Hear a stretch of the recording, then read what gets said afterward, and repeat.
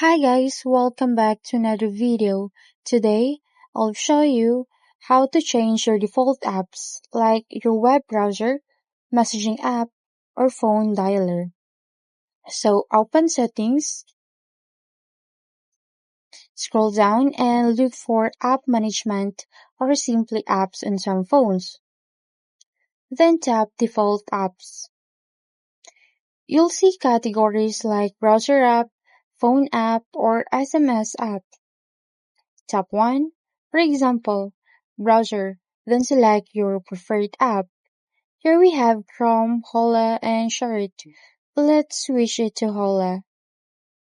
Now, whenever you open a link from another app, like Messenger or Gmail, it'll automatically open in Hola instead of Chrome.